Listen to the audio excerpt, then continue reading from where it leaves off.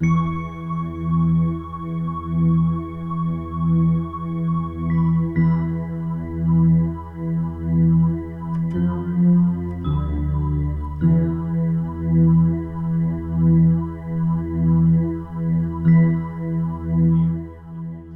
everybody, what's going on? Monster Michael coming to you from Mount St. Helens here in Washington State.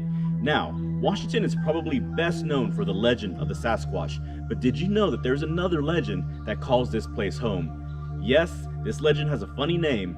This is the legend of the Batsquatch. Take a drive around southern Washington State and you'll be surrounded by gorgeous scenery. Endless forests envelop the state, and several mountains call the Pacific Northwest home, such as Mount Rainier, Mount Hood, and of course, Mount St. Helens. In May of 1980, however, the beauty was violently disrupted by one of the most destructive volcanic events in the history of the U.S. Mount St. Helens erupted with deadly force, resulting in loss of life, destroyed homes, earthquakes, avalanches, as well as rivers of lava and plumes of suffocating ash.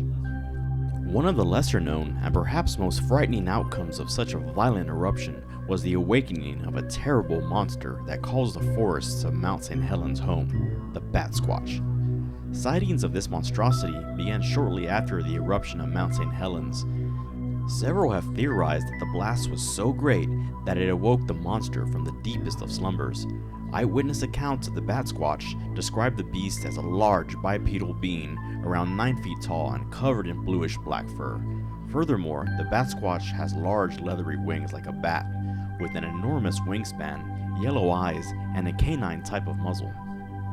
Perhaps even more frightening is that the Batsquatch allegedly has the ability to affect radios and vehicle operations, causing cars to stall while in its presence. In April of 1994, a Washington youth had a terrifying encounter with the monster. According to an article in the News Tribune in Tacoma, the 18-year-old was driving home one evening when his car's engine shut off without warning or explanation. The large, terrible, winged monster descended from above and landed on the road several feet ahead. It stayed motionless and stared directly at the young man for a few minutes before unfolding its wings and flying back off into the forest. The car's engine started up again as inexplicably as it shut off.